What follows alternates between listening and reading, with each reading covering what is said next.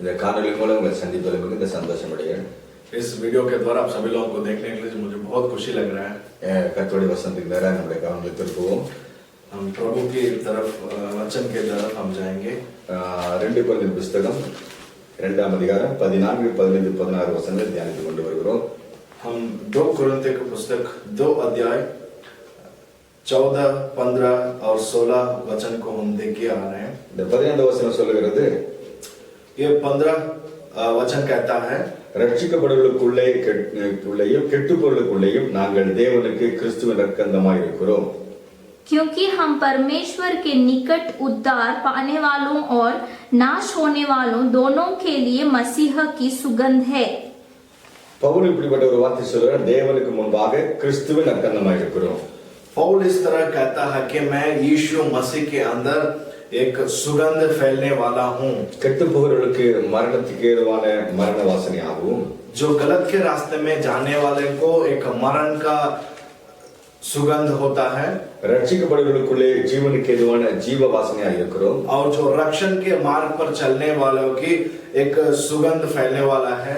இவைகளை நடப்பிப்பதற்கு எவன் தகுதியானவன்?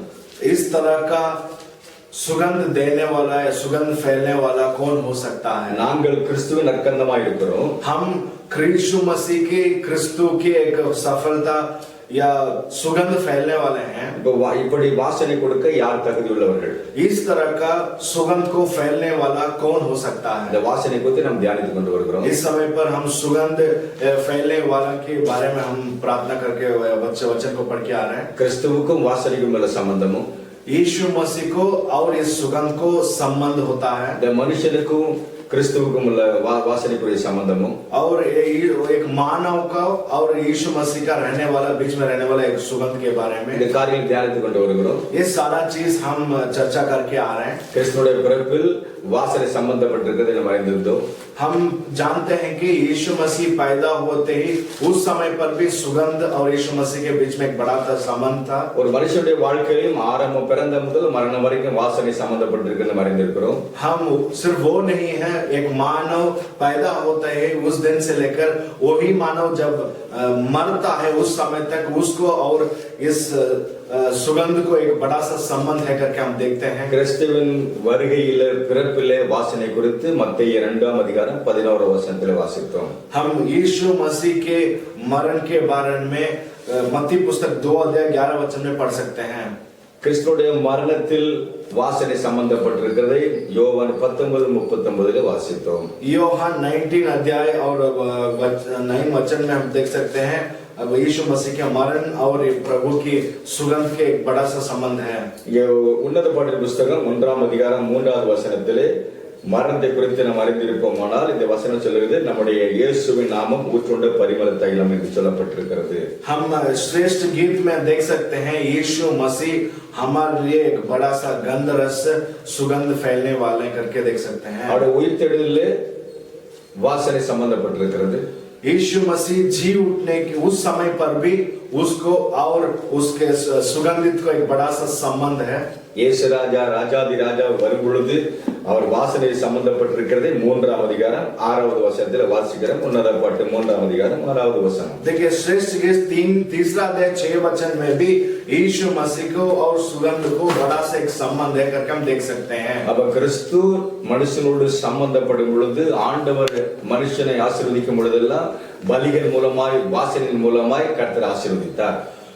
यीशु मसीह इस मानव के पापों को हटाने के लिए, शापों को जिंदगी से दूर लगाने के लिए, आशीष करने के लिए मानव देने वाला बलि से वहां से उनसे आने वाला सुगंध को स्वीकार करके इस तरह का सारा चीज करके आ रहा था. இந்த முழு மனுக்குலமும் அவருடைய தேவனை ஆராதிக்கும் பொழுது வாசனையோடு தான் தெய்வத்திட்ட போகிறாங்க. इस पूरे जगत में रहने वाले सभी आदमी लोग अपने भगवान को पूजा पाठ करते समय या मूर्ति पूजा करते समय सभी तरह का सुगंध से ही उसको पूजा पाठ करते हैं.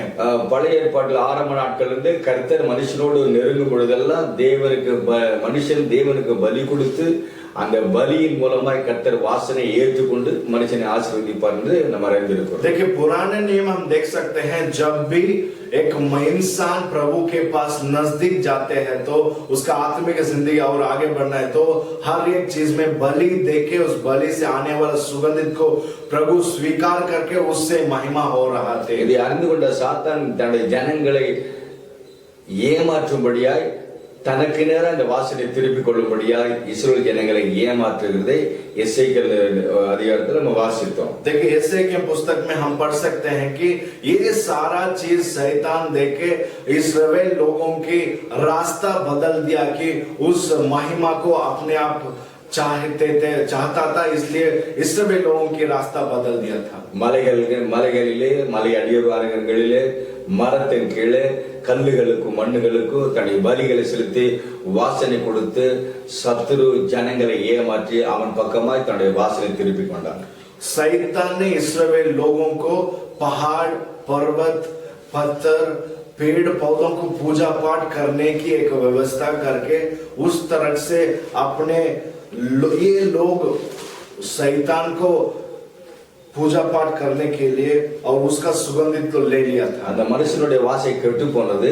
அந்த மனுஷனை வாசனையுள்ள மாற்றும்படியா இயேசுவே இந்த உலகத்திற்கு வாசனை கொடுக்கும்படியா இறங்கி வந்தார் என்று எபேசியர் 5ஆம் அதிகாரம் 2வது வசனத்தில் அறிந்து கொள்ள முடியும்। देखिए एफेसियों की पुस्तक 5वां अध्याय 2 वचन में हम देख सकते हैं इस तरह का इस्राएल लोग सारा चीज करके उनका सुगंधित को बर्बाद कर दिया और दुरुपयोग कर दिया। उसके कारण से यीशु मसीह अपने एक सुगंध को एक इंसान के अंदर रखने के लिए चाहते थे। கிறிஸ்து நமக்காக தம்மை தேவனுக்கு சுகந்த வாசனையாய் காணிக்கையாய் பலியாய் ஒப்பு கொடுத்தார் என்று சொல்லி எபேசியர் 5ஆம் அதிகாரம் 2வது வசனத்துல நம்ம அறிந்திருக்கிறோம்। और प्रेम में चलो जैसे मसीह ने भी तुमसे प्रेम किया और हमारे लिए अपने आप को सुखदायक सुगंध के लिए परमेश्वर के योग्य भेंट करके बलिदान कर दिया। நம்மை ஆண்டவர் தன்னையே ஒப்பு கொடுத்த சுகந்த வாசனையாய் மாற்றி நம்முடைய தன்னுடைய ஜனங்களை வாசனை கொடுக்கும்படியாய் கர்த்தர் விரும்புகிறார்। देखिए परमेश्वर ये चाहता है कि अपने हाथों से बना हुआ सुगंध नहीं चाहिए, अपने आप तुम ही एक सुगंध फैलने वाला बना दो करके चाहते थे। அப்போ ஒரு மனுஷன் தேவனுடைய சமூகத்துல சிலுவைக்கினாரை ஓடி வரும் பொழுது அவர் ரத்தத்தினாலே கழுவப்பட்டு ரட்சிப்பின் சந்தோஷத்தை பெற்றுக் கொள்ளும் பொழுது அந்த ரட்சிப்பின் வாசனை ஒவ்வொரு மனுஷனுக்குள்ள உண்டாகிறது। एक इंसान जब वो क्रूस के पास भागते आते ही उसको ये होता है कि उसको यीशु मसीह परमेश्वर उसको सुगंध फैलने वाला बना देता है। இரண்டாவது ஒரு காரியம் ஏசாயா தீர்க்கதரிசன புத்தகம் 11ஆம் அதிகாரம் 3வது வசனத்தில் வாசித்தோம் கர்த்தருக்கு பயப்படுதல் சுகந்த வாசனை என்று நாம் அறிந்திருக்கிறோம்। ஏசாயா 11 अध्याय 3 वचन पढ़ सकते हैं प्रभु से डरते ही वो सुगंध फैलने वाला बन जाता है। ஒரு மனுஷன் தெய்வத்துக்கு பயந்து வசனத்துக்கு நடுங்கி பரிசுத்தமாய் ஜீவிக்கும் பொழுது அவன் வாழ்க்கையை வாசனையாய் தேவன் அங்கீகரிக்கிறார்। जब एक इंसान इस वचन को डरते वचन के अनुसार अपने जिंदगी को जीते ही प्रभु से जो आदमी डरता है उसके अंदर रहने वाला प्रभु की सुगंध फैलना शुरू हो जाता है। ரோமர் 12:1 வாசித்தோம் ஒரு மனுஷன் தன்னுடைய ஆவி ஆத்ம சரித்தை ஜீவ பலியாய் அவனுக்கு கொடுக்கும் பொழுது தேவன் இது சுகந்த வாசனையாய் ஏற்றுக்கொள்கிறார்। रोमियो की पुस्तक 12 अध्याय 2 वचन में कहता है कि अपने आप जो बलि देता है आत्मा और शरीर उसके जब यीशु मसीह के पास बलिदान देते समय उसके अंदर रहने वाला सुगंधित फैलता है। அவருக்கு கர்த்தருக்கு பயப்படுகிற பயம் யாருக்குள்ள இருக்கிறதோ அவருக்குள்ள கிறிஸ்துவின் வாசனை வெளிப்படும்। जो प्रभु से जो आदमी डरता है उस डरने की वजह से प्रभु की एक सुगंधित अपने से एक फैलना शुरू होता है। மூன்றாவது ஒரு காரியம் तीसरा चीज हम देख सकते हैं பவுல் சொல்லுகிறார் यहाँ पौल कहता है அவரை அறிகிற அறிவின் வாசனையை வெளிப்படுத்துகிற தேவனுக்கு ஸ்தோத்திரம்। हम उसको जानते ही उस जानने के वजन से प्रभु की सुगंधित फैल रहा है उसके लिए धन्यवाद। நாங்கள் கிறிஸ்துவுக்கு சுகந்த வாசனையாய் இருக்கிறோம்। हम यीशु मसीह के लिए एक सुगंध फैलने वाले हैं। ஒருவன் கிறிஸ்துவுக்குள் இருக்கும் பொழுது கிறிஸ்துவை போல மாறும் பொழுது கிறிஸ்துவை போல சாட்சியாக ஜீவிக்கும் பொழுது அந்த சாட்சியின் ஜீவியம் ஆண்டவருக்கு சுகந்த வாசனையாய் வெளிப்படுகிறது. एक आदमी यीशु मसीह के अंदर रहने से और यीशु मसीह के जैसे बनने से, यीशु मसीह के गुण होते ही उसके अंदर रहने वाले सभी गुणों प्रभु की एक सुगंध फैलना होता है. கலாத்தியர் 3:27 இப்படியாக சொல்லுகிறது, ஒரு ஞானஸ்நானம் பெற்றவன் கிறிஸ்துவை தரித்துக் கொண்டிருக்கிறானே என்று சொல்லி. गलातिया पुस्तक 3 अध्याय 37 वचन में 32 वचन में कहता है कि एक यीशु मसीह अंदर. கலாத்தியர் 3:27 गलातिया 3 पुस्तक 27 वचन में देख सकते हैं. கிறிஸ்துவை அணிந்து கொண்டிருக்கிறானே, वो यीशु मसीह को पहन के रखा है. கிறிஸ்துவுக்குள் அவன் இருக்கிறான். கிறிஸ்துவை அணிந்து கொண்டிருக்கும் பொழுது கிறிஸ்துவின் வாசனை வெளிப்படுகிறது. जब यीशु मसीह के अंदर रह के यीशु मसीह को पहनते ही उसके अंदर रहने वाला प्रभु की गुण, प्रभु की सुगंध फैलना होता है. பழைய ஏற்பாடு ஒரு சம்பவத்தை வாசிக்க முடியும். ஆதியாகமத்தின் புஸ்தகம் 34ஆம் அதிகாரம் 30ஆம் வசனத்தை வாசிக்கும் பொழுது, उत्पत्ति पुस्तक 4 अध्याय 30 वचन में हम पढ़ सकते हैं. அங்க யாக்கோபு தன்னுடைய பிள்ளைகளை பார்த்து வேதனையோடு சொல்லுகிற ஒரு வார்த்தை, கானானிடத்திலும் பெரிசியரிடத்திலும் என் வாசனை நீங்க கெடுத்தீர்களே என்று சொல்லி வேதனைப்படுகிறான். ஆதியாகமத்தின் புஸ்தகம் 34ஆம் அதிகாரம் 30வது வசனம். तब याकूब ने शिमोन और लेवी से कहा, तुमने जो इस देश के निवासी कानानियों और परिज्जियों में मन में मेरे प्रतीक गुना उत्पन्न करा है. அவருடைய செய்த காரியம் என்ன? அவருடைய வாசனைக்கு, அவருடைய சாட்சி கெட்டு போகிறது, வாசனை கெட்டு போகிறது. அதுக்கு என்ன காரணம்? 2 வாலிப பிள்ளைகள் அங்க இருக்கிற வாலிபர்களை, கானானியருடைய பிள்ளைகளை கொலை செய்கிறார்கள். देखिए उनका साक्षी बर्बाद होने का कारण क्या है? उनका सुगंधित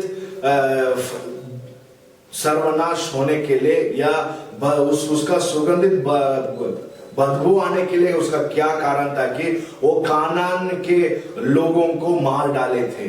அந்த ஜனங்கள் மத்தியிலே ஒரு சாட்சி இல்லாத ஒரு வாழ்க்கை செய்தபடியினாலே, குற்றம் செய்தபடியினாலே யாக்கோபுடைய வாசனை கெட்டு போகிறது, அவருடைய சாட்சி கெட்டு போகிறது அறிந்து கொள்ள முடியும். देखिए जब ये लोग अपने कानान के लोगों को मार डालते समय उनके जिंदगी में रहने वाला साक्षी बर्बाद होता है और वो प्रभु को नाम का महिमा करने की उस समय पर, लेकिन उनका सुगंधित हट के एक बदबू की साक्षी आना देख सकते हैं. நம்முடைய வாழ்க்கையில் இப்படிப்பட்ட தவறுகள் நடக்கும் பொழுது, சாட்சி கெடும் பொழுது கர்த்தருடைய வாசனை நம் மூலமாய் கெட்டு போகிறது என்று அறிந்து கொள்ள முடியும். देखिए जब हमसे एक गलती होते समय हमसे प्रभु की नाम महिमा नहीं हो रहा है तो वो हम पहचाना है और जान सकते हैं कि प्रभु को हम सुगंध नहीं दे रहे हैं, यानी कि प्रभु के नाम को नष्ट पहुंचा रहे हैं. ரோமர் 2ஆம் அதிகாரம் 24 வசனம் சொல்லுகிறது, देखिए रोमियो की पुस्तक 2 अध्याय 24 वचन इस तरह कहता है, எழுதியிருக்கிறபடி உங்கள் மூலமாய் கிறிஸ்துவின் நாமம் தூஷிக்கப்படுகிறதே என்று ஆவியானவர் எழுதி வைத்திருக்கிறார். क्योंकि तुम्हारे कारण अन्य जातियों में परमेश्वर के नाम की निंदना की जाती है. நம் மூலமாய், தேவனுடைய பிள்ளைகள் மூலமாய் கிறிஸ்துவின் நாமம் अनेक நேரங்களில் தூஷிக்கப்படுகிறது. बहुत बार हमसे, हमारा वजह से, हमारा साक्षी के वजह से प्रभु के नाम दुखी पहुंचा रहे हैं. ஒரு மனுஷன் சாட்சியுள்ள ஜீவியை செய்யும் பொழுது அதன் சாட்சியின் மூலமாய் கிறிஸ்துவின் நாமம் வாசனையாய் வெளிப்படுகிறது. जब एक इंसान प्रभु के बच्चा प्रभु के मार्ग पर चलता है, वचन के अनुसार जिंदगी को जीते समय और साक्षी का जिंदगी रहते समय प्रभु की सुगंधित को फैल रहा है. இங்க அடுத்த ஒரு காரியத்தை நம்ம வாசிக்கிறோம். और यहाँ दूसरी चीज भी हम देख सकते हैं. 2 கொரிந்தியர் 2ஆம் அதிகாரம் 16வது வசனத்துல 2 कोरिन्थियों की पुस्तक 2 अध्याय 16 वचन को पढ़ेंगे. கெட்டு போகிறவர்களுக்குள்ளே மரணத்துக்கு எதுவான மரண வாசனையாகவும், जो गलत के रास्ते में चलने वाला इंसान के जिंदगी में मरण का एक सुगंधित फैल रहा है, ரட்சிக்கப்படுவர்களுக்குள்ளே ஜீவனுக்கு எதுவான ஜீவ வாசனையாய் இருக்கிறோம். एक रक्षण के मार्ग पर चलने वाला इंसान के अंदर एक जिंदगी की एक सुगंधित फैल रहा है. இந்த மரண வாசனை, ஜீவ வாசனை என்று சொல்லும் பொழுது ये मरण का सुगंध और एक जिंदगी का सुगंध मतलब क्या होता है?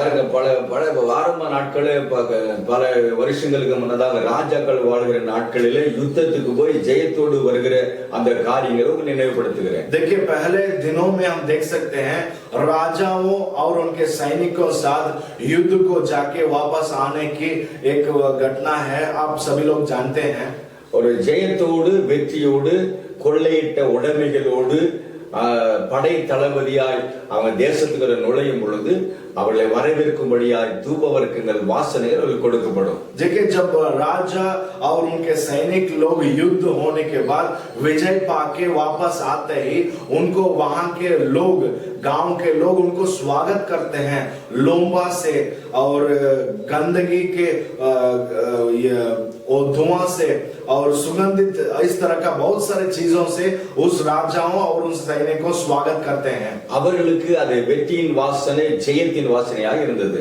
उनको एक विजय का एक सुगंध फैलना होता हम देख सकते हैं. அவர்களுக்கு பின்னதாக அந்த தேசத்துல அடிமைகளாய் சிறைபிடித்துக் கொண்டு வருகிற, கைகள் கட்டப்பட்டவர்களால் சிறைபிடித்துக் கொண்டு வருகிற ஒரு கூட்ட ஜனங்கள் பின்னாலே தோல்வியோடு அவர்கள் அடிமைகளாய் வருவார்கள். அவர்களுக்கெல்லாம் அந்த வாசனை மரண வாசனையாய் இருக்கும். जब उस सैनिकों के पीछे एक गुलाम बन के उस लोगों आते ही उनको ये तो मरण का एक सुगंधित है.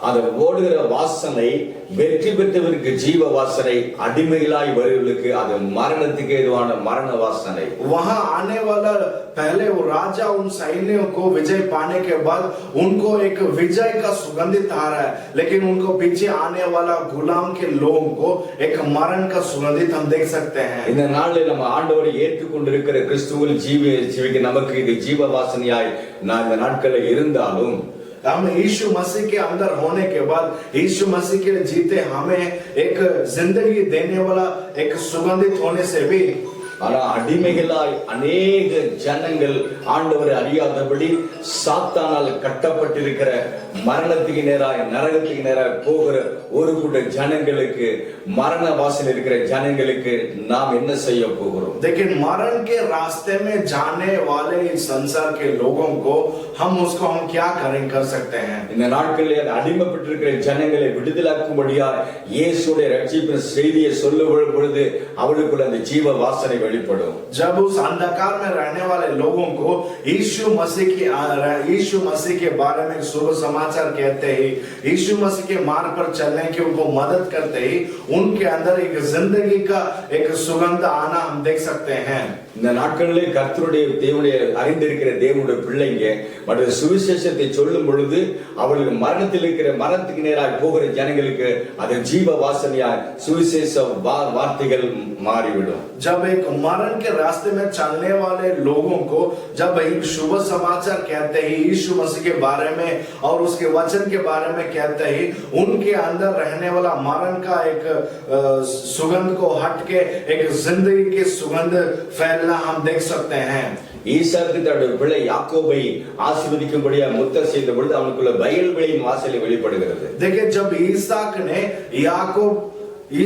अपने बेटे याकूब को चुम्मा देते समय उसके अंदर एक வயல்வெளியின் வாசனை, एक किसान के अंदर रहने वाला एक सुगंध को देख सकता था. அப்ப அந்த வயல்வெளியின் வாசனை என்பது சொல்லுவது ஆத்துமாக்கள் அறுவடைக்கு காத்திருக்கிறார்களே என்று சொல்லுகிற அந்த வசனத்தை நம்ம நினைவுபடுத்துகிறது. देखिए, एक किसान के अंदर रहने वाला एक वो सुगंधित को हम देख सकते हैं, हम पहचान सकते हैं कि बहुत सारे लोग हमें यीशु मसीह के अंदर लेके आने वाला एक अनुभव है.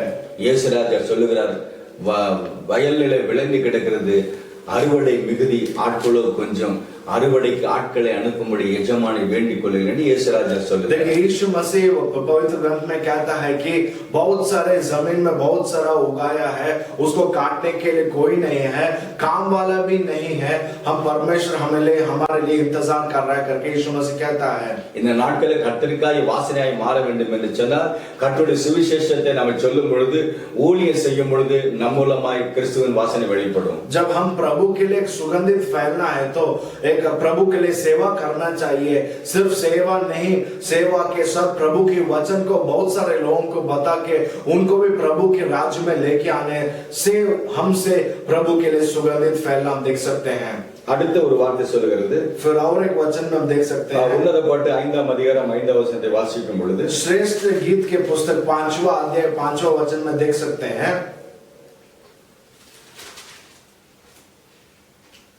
என் நேசருக்கு கதவை திறக்க நான் எழுதேன், பூட்டினை கைப்பிடிலும் என் கைகளில் இருந்து வெள்ளை போலமும் என் விரல்களில் இருந்து வாசனையில வெள்ளை போலமும் வழிந்தது. मैं अपने प्रेमी के लिए द्वार खोलने को उठी और मेरे हाथों से गंधरस टपका और मेरी उंगलियों पर से टपकता हुआ गंधरस बेंडे की मूठे पर पड़ा. இந்த நாட்களில் அவருடைய கரங்களிலிருந்து வாசனை விரல்களிலிருந்து கரங்களிலிருந்து வாசனை வெளிப்பட்டதாய் வாசிக்கிறோம். यहाँ हम देख सकते हैं अब वो लोगों की हाथ से, वो लोगों की उंगली से इस तरह का प्रभु के सुगंधित देख पा रहे थे. நம்முடைய கரங்களில் தேவனுடைய கிறிஸ்துவின் வாசனை வெளிப்படுதுமாட நம்முடைய கரங்களினாலே கர்த்தருக்காக என்ன செய்து கொண்டிருக்கிறோம். देखिए, प्रभु के लिए हमारे हाथों से सुगंधित देना है तो या सुगंधित फैलना है तो हमारे हाथों से रख के प्रभु के लिए आज तक हमने क्या किए हैं. பிலிப்பியர் 4ஆம் அதிகாரம் 18வது வசனத்தை வாசிக்கும் பொழுது, फिलिपियों की पुस्तक 4 अध्याय 18 वचन को देखते हैं. பரிசுத்த பவுல் இப்படியாக சொல்லுகிறார், परिशुद्ध पौल इस तरह कहता है, உங்களால் அனுப்பப்பட்ட இந்த காணிக்கை சுகந்த வாசனையாகவும் தேவனுக்கு பிரியமான உகந்த பலியாகவும் எப்பப்பிரவர்த்தித்து கையிலே வர பெற்றுக்கொண்டேன் என்று சொல்லுகிறார். मेरे पास सब कुछ है, वरन बहुताय से भी है. जो वस्तु तुमने एपफ्रोदितुस के हाथ से भेजे थी उन्हीं प्रकार में पृथ्वी हो गया है. वह तो सुखदायक सुगंध ग्रहण करने योग्य बलिदान है. இந்த நாட்களில் கர்த்தருக்காய் நம்முடைய கரங்களிலே காணிக்கை கொடுக்கும் பொழுது கொடுக்கிற காணிக்கை தேவன் சுகந்த வாசனையாய் முகர்ந்து கொள்வார். கிறிஸ்துவின் वासने நமக்குள்ளே வெளிப்படுவதை அறிந்து கொள்வோம். कि हमारे हाथों से जब तक हम प्रभु के लिए दान देना चाहते हैं, दान देना शुरू करते हैं, उस समय से हमें पता चलता है कि उस चीजों से, उस कामों से पता चलता है कि हमारे हाथों से प्रभु के सुगंध फैल रहे हैं. ஒரு தேவனுடைய பிள்ளை கர்த்தருக்காய் காணிக்கைகளையும் தசம பாகங்களையும் ஊழியத்திற்கு உபதாரமாய் கொடுக்கும் பொழுது அந்த காணிக்கையை நம்ம விரல்கள் மூலமாய் கைகள் மூலமாய் சுகந்த வாசனை தேவனுடைய சமூகத்தில் போய் சேருகிறது. जब हम प्रभु के लिए, प्रभु के राज्य के लिए दान देते समय, एक धन्यवाद की दान देते समय या प्यार की दान देते समय हमारा हाथों से प्रभु की एक सुगंधित फैल सकते हैं. அது எபிரேயர் 13:16 சொல்கிறது, நன்மை செய்வதிலும் दान धर्म பண்ணுவதில் சோர்ந்து போகாதீர்கள். देखिए, हेब्रियों की पुस्तक 13 अध्याय 15 वचन में हम देख सकते हैं, दान धर्म करने में पीछे मत लगाइए करके कहता है. அடுத்த ஒரு காரியம், दूसरा चीज है, உன்னத பாடல் புத்தகம் 4ஆம் அதிகாரம் 11வது வசனத்தை வாசிக்கும் பொழுது, देखिए श्रेष्ठ गीत के पुस्तक 4वां अध्याय 11 वचन को पढ़ते ही, அவர் உதடுகளிலிருந்து தேன் ஒழுகிறது, அதன் நாவின் கீழிருந்து தேனும் பாலும் இருக்கிறது என்று, அதை வஸ்திரத்தின் வாசனையினால் லீபோனின் வாசனைக்கு ஒப்பாய் இருக்கிறது என்று வாசிக்கிறோம். हे मेरे दुल्हन, तेरे होठों से मधु टपकता है, तेरी जीभ के नीचे मधु और दूध रहता है, तेरे वस्त्रों का सुगंध लबनोन का सा है. நம்முடைய வாயிலிருந்து தேனும் பாலும் வடிந்தோடும் பொழுது கர்த்தருடைய சமூகத்தில் வாசனையாய் போகிறது என்று கர்த்தருடைய வசனம் சொல்லுகிறது. प्रभु का वचन इस तरह कहता है कि जब एक इंसान के मुंह से आने वाला दूध और मधु आते ही हमें पता चलता है कि प्रभु के लिए हमारा मुंह से हम एक सुगंधित फैल सकते हैं. பால் என்று சொல்லும் பொழுது 1 பேதுரு 2ஆம் அதிகாரம் 3வது வசனம் சொல்லுகிறது, அவர் கர்த்தருடைய வசனமாகிய ஞான பாலாகிய கர்த்தருடைய வசனம். देखिए 1 पतरस 2 अध्याय 3 वचन कहता है, प्रभु की एक वचन ही हमारे मुंह से आते ही एक शुद्ध दूध के जैसे है. சங்கீதம் 19:10 சொல்லுகிறது, கர்த்தருடைய வசனம் தேனிலும் தேனிலும் மதுரம் உள்ளதாக இருக்கிறது என்று சொல்லுகிறது. देखिए भजन संगीत 19 अध्याय 15 वचन कहता है कि प्रभु की दास से मुंह से आने वाला एक शुद्ध दूध से भी बहुत अमूल्य है करके कहता है।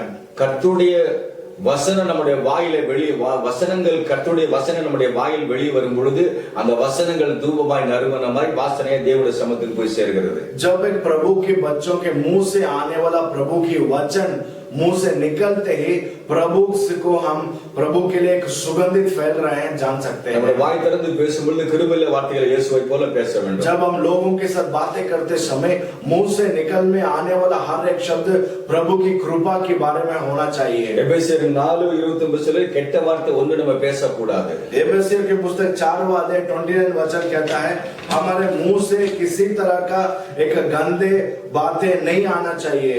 நம்முடைய வாய் எப்பொழுது கிருபையுள்ள வார்த்தைகளை பேசும் பொழுது ஆண்டவருடைய வசனத்தை பேசும் பொழுது நம்ம வாயின் மூலமாய் பால் வாசனை அல்லது தேனின் வாசனை ஆகிய சுகந்த வாசனையாய் தேவனுடைய சமூகத்தில் போய் சேரும்। जब भी हम मुंह खोलते हैं हमारे मुंह से आने वाला एक सुगंध होना चाहिए कि दूध और मधु की जैसे प्रभु के लिए सुगंध देने वाला सुगंध फैलने वाला होना चाहिए। அடுத்ததாக சொல்லுகிறது ஒரு தேவனுடைய பிள்ளை பரிசுத்தவான் ஜெபிக்கிற ஜெபம் தூபமாய் நறுமணமாய் தேவனுடைய சமூகத்தில் போய் சேரும் என்று சொல்லி வெளிப்படுத்தின விசேஷம் 8ஆம் அதிகாரம் 3-4 வசனங்களை வாசித்தால் தெரிந்து கொள்ள முடியும்। देखिए प्रकाशित वाक्य 8वां अध्याय 4 वचन कहता है एक प्रभु की दास प्रभु के बच्चे लोग प्रार्थना करते समय हम प्रभु के लिए एक सुगंधित फैलते हैं। பரிசுத்தவான்களுடைய ஜெபங்கள் தூபவர்க்கமாய் புகையாய் தேவதூதனை கரத்திலிருந்து தேவனுக்கு முன்பாக எழும்பிற்று। देखिए उस धूप का धुआं पवित्र लोगों की प्रार्थना सहित स्वर्ग दूत के साथ से परमेश्वर के सामने पहुंच गया। இந்த நாட்களில் தேவனுடைய பிள்ளைங்க எப்பொழுது தேவனுடைய சமூகத்துல ஜனங்களுக்காக ஜெபிக்கும் பொழுது ஆண்டவரே சமூகத்துல மன்றாடி ஜெபிக்கும் பொழுது ஜெபமே தூபமாய் வாசனையாய் தேவனுடைய சமூகத்தில் போய் சேருகிறது। जन प्रभु के बच्चे लोग हम लोगों के लिए प्रार्थना करते समय देश के लिए प्रार्थना करते समय वो प्रार्थना ही हमें परलोक राज्य को परमेश्वर को एक सुगंध फैलता है एक सुगंध देने वाले हो जाते हैं। எபேசியர் 6:18 சொல்லுகிறது எந்த சமயத்திலும் எல்லா காரியத்துக்காகவும் ஜெபத்தோடு விண்ணப்பத்தோடு அவருக்கு தெரியப்படுத்துவோம்। देखिए एफेसियर पुस्तक 4:6 अध्याय 8 वचन कहता है सभी चीजों को लेके धन्यवाद करके हम सभी लोग चीजों के लिए प्रार्थना करना चाहिए। वो एक प्रभु की एक सुगंध फैलने वाला हो जाता है। 1 தெசலோனிக்கேயர் புத்தகம் 5ஆம் அதிகாரம் 17 வசனம் சொல்லி இடைவிடாமல் ஜெபம் பண்ணுங்க।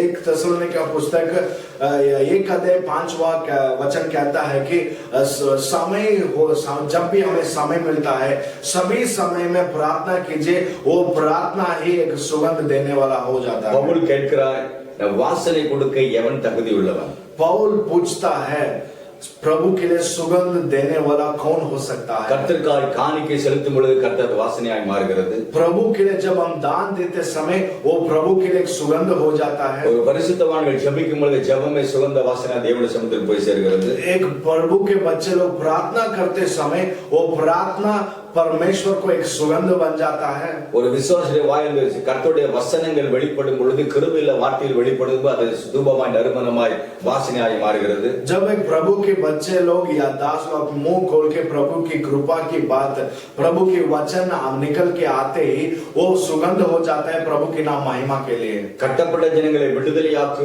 சுவிசேஷத்தை சொல்லும் பொழுது அது மரணத்தில் இருக்கிற ஜனங்களுக்கு ஜீவ வாசனையாய் மாறுகிறது। जब अंधकार में रहने वाले लोगों को जब प्रभु की शुभ समाचार कहता है उनके अंदर रहने वाला मरण का सुगंध जाके प्रभु की एक रक्षण का सुगंध आता है वही हम प्रभु के लिए सुगंध फैलते हैं। ஒரு மனுஷன் சாட்சியுள்ள ஜீவி செய்யும் பொழுது அவனுடைய வாழ்க்கை சுகந்த வாசனையாய் மாறுகிறது। एक प्रभु के बच्चे लोग एक साक्षी की जिंदगी जीते ही उसका जिंदगी प्रभु की एक सुगंध फैलना हम देख सकते हैं। கடைசியாக கர்த்தருடைய வசனம் சொல்லுது கிறிஸ்துவுக்காக ஒரு பாடுகளை சரீரத்தில் உபத்திரவங்களை அனுபவிக்கும் பொழுது பாடுகளே வாசனையாய் தேவனுடைய சமூகத்தில் போய் சேருகிறது। जब एक प्रभु के बच्चे लोग आने वाला कष्ट, नष्ट, दुखी या बीमारी को स्वीकार करते समय, उसके रास्ते में चलते समय, वो ही प्रभु की एक अच्छा तरह का एक सुगंध बन जाता है। 2 திமோத்தேயு 2ஆம் அதிகாரம் 12ஆம் வசனம் சொல்கிறது, அவரோடு கூட பாடுகளை அனுபவித்தால் அவரோடு கூட நாம் ஆளுகை செய்வோம் என்று சொல்லி. देखिए 2 तिमोथी की पुस्तक 2 अध्याय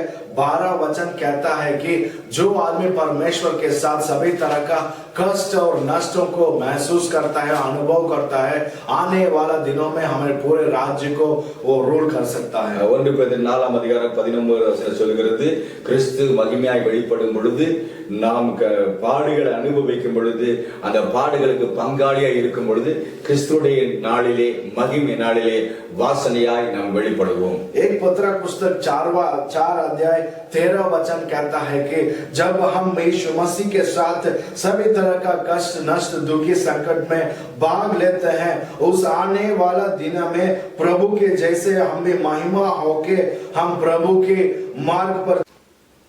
பவுல் சொல்லுகிறான், நான் தேவனுக்கு கிறிஸ்துவின் இரக்கங்களாய் இருக்கிறோம்.